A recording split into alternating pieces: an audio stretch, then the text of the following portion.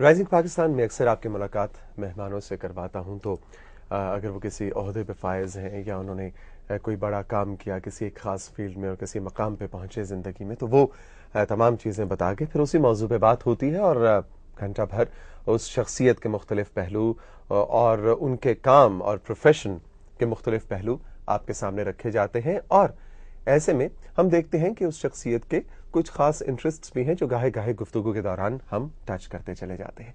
لیکن آج جس شخصیت سے میں آپ کو ملوانے جا رہا ہوں، ان کے عہدے اور انہوں نے جو مقام حاصل کیا زندگی میں، پروفیشنل لائف میں، وہ تو تعارف کے طور پہ آپ کے سامنے رکھے ہی جائیں گے، لیکن گفتگو ان تمام عہدوں اور اس سارے پروفیشنل کیریئر کے حوالے سے نہیں ہوگی، گفتگو ہوگی ان کے خاص انٹرسٹ، ایک خاص شوق کے حوالے سے کہ جو جب مجھے پتا چلا تو میں نے سوچا کہ یہ وہ شوق ہے، یہ وہ زندگی کا پہلو ہے اس شخصیت کا جو آپ سب تک ضرور پہنچنا چاہیے۔ پھر میں نے کچھ ان کے ایک دو احباب، ان کے ایک دو جاننے والوں دوستوں سے تھوڑی سی معلومات ان کے بارے میں اور ان کے شوق اور انٹرسٹ کے بارے میں حاصل کی، جس کو آپ ریسرچ کہہ سکتے ہیں، تو تب جانا کہ ارے یہ ملاقات تو جتنی جلد ہو اتنا ہی بہتر ہے۔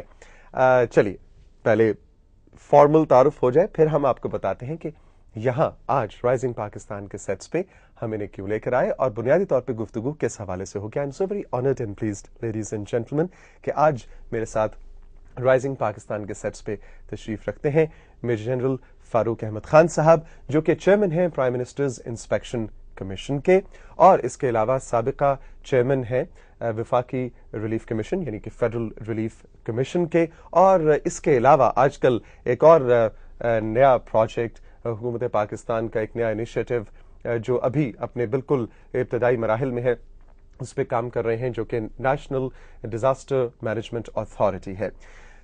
فاروق صاحب، ویلکم ٹو دا شو، بہت بہت شکریہ آپ کی تشریف آوری کا۔ جس موضوع پہ آج ہم نے بات کرنی ہے وہ بھی ابھی میں نہیں بتاؤں گا جب تک میں ذرا تھوڑی سی تسلی نہ کر لوں کہ آپ کا جو سر ڈیزگنیشن ہے chairman prime ministers inspection commission, آپ کوئی انسپیکشن وغیرہ کرنے تو نہیں آئی پی ٹی وی کی؟ ہیڈن ایجنڈا فاروق صاحب یہ تو نہیں، ہمیں صحیح سے بتا۔ عام بات چیت ہے، عام بات چیت ہے، اور بات چیت اس موضوع کے حوالے سے خواتین و حضرات جو کہ ان کا پیشن ہے، ان کا شوق ہے، انٹرسٹ ہے، اور یہ بس خود ہی سے اس شوق کی تکمیل کے لیے موٹر سائیکل پہ بیٹھتے ہیں اور بس ایک طرف سے چل پڑتے ہیں۔ جی ہاں، ایڈونچر ٹورزم آج کے ہمارے اس پروگرام کا موضوع ہے، جو کہ فاروق صاحب کا شوق ہے، ان کا انٹرسٹ ہے، اور صرف دو بنیادی سے آپ کو واقعات ان کی زندگی کے جو ان کے لیے بہت عام سے، لیکن جب میں نے سنا تو میں نے کہا واقعی ریلی بتاتا چلوں کہ کراچی سے لے کے راولپنڈی تک موٹر سائیکل پہ بس ایسے یوں ہی ایک دن بیٹھے اور پیچھے اپنے 11-12 سال کے ماشاءاللہ بیٹے کو بٹھایا اور کراچی سے موٹر سائیکل پہ راولپنڈی تک چل پڑے کہ ذرا اپنے بیٹے کو پاکستان کی سیر کرا دو۔ اور اس کے علاوہ ناردرن ایریاز کے اندر بائکنگ یعنی موٹر بائک کے اوپر کوئی شاید ہی کوئی خطہ ہو، کوئی علاقہ ہو جو آپ نے ڈسکور نہ کیا ہو۔ فاروق صاحب، آئی تھنک یہ موروثی ہی ہوگا، یہ انہیریٹنس میں ہی ملا ہوگا، ورنہ اتنا زیادہ پیشن جو ہے وہ کم پایا جاتا ہے۔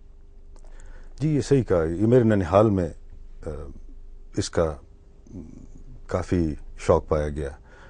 بڑے ماموں تھے، 50 کی دہائی پہ موٹر سائیکل پہ بیٹھے دنیا کے سفر پہ نکل گئے۔ دوسرے ماموں کے بیٹے تھے، ان کو بھی موٹر سائیکلنگ کا شوق تھا، ہمیں بھی آیا، میری خالاؤں کے بچوں میں آیا۔ سو آپ نے صحیح کہا، یہ موروثی ہے، سو جینیٹک ہے یہ ہم میں۔ آپ نے پہلی بار کس عمر میں یہ ڈسکور کیا کہ آپ بھی یہ انہیریٹ کر چکے ہیں جراثیم؟ یہ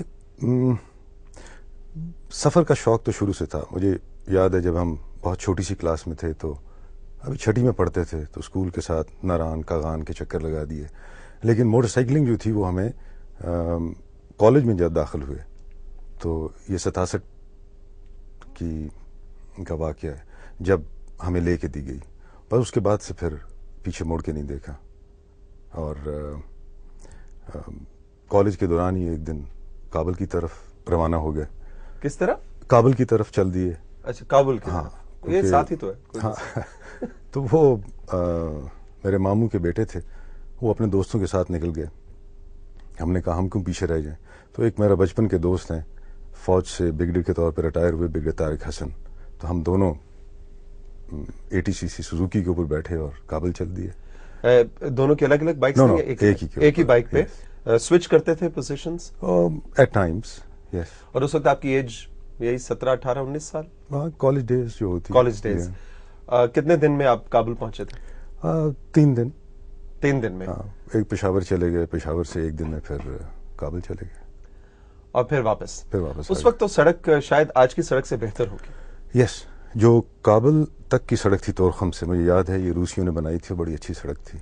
لیکن جب واپس آئے تو پریشانی یہ تھی کہ ان دنوں میں ٹیلی فون کمیونیکیشن تو تھا نہیں، تو ہماری ISSB کی یعنی فوج کی جو فائنل امتحان ہوتا ہے اس کی کال آئی ہوئی تھی. تو والدین سخت پریشان تھے کہ یہ لوگ تو کمیونیکیشن میں نہیں ہے، ان کو یہ مس نہ کر جائیں چانس.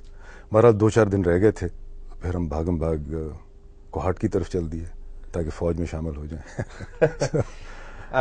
جو آپ کا انٹرسٹ ہے، یہ پھر آپ نے اپنی فوج کی زندگی سے پروفیشن، وہ بھی خیر کم نہیں ہوتی ایڈونچرس، فوج کی زندگی بھی بہت ایڈونچرس ہے، لیکن کیا ہم یہ سمجھیں کہ وہ ایڈونچر بھی شاید کافی نہیں تھا آپ کے اندر؟ جو شوق تھا، جو پیشن تھا، وہ جو فوج کی روٹین ہوتی ہے خاص طور پہ ٹریننگ کی، اس کی تشفی نہیں ہو پا رہی تھی، تبھی آپ نے یہ چیزیں ساتھ ساتھ جاری رکھی زندگی بھر اور اب تک؟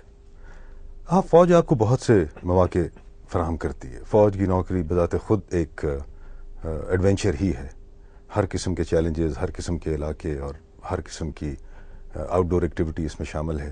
لیکن میرے خیال میں جو موروثی، جیسے آپ نے کہا، عادات آپ میں آتی ہیں، وہ ساتھ ساتھ جاری رہتی ہیں. سو فوج میں آنے کے بعد بھی یہ جاری رکھا، لیکن بیچ میں اس کا تواتر قائم نہ رہ سکا موٹر سائیکلنگ کا، کیونکہ آپ کے کچھ کمٹمنٹس اور آپ کی کچھ اپوائنٹمنٹس یا پوسٹنگز ایسی جگہوں پہ ہوتی ہیں کہ آپ کو شاید وقت نہ ملتا ہو. سو بیچ میں گیپ بھی آیا. لیکن جب 50 کی دہائی میں ہم عمر کی 50 کی دہائی میں شامل ہوئے تو اچانک یہ خیال ہے کہ زندگی کافی گزر گئی اور شاید چند پل رہ گئی، تو یہ کیوں نہ ٹرانسفر کیا جائے یہ شوق بیٹے میں. تو اس لیے یہ پھر 3-4 سال پہلے موٹر سائیکل وہیں پہ ایک سودا ہوا تھا تو مجبوراً وہاں جانا پڑا. تو اس غریب کو بھی ساتھ رکھا، تو اس کو کہا کہ تمہیں پاکستان دکھاتے ہیں اور تمہیں بھی کچھ شوق پیدا ہونا چاہیے.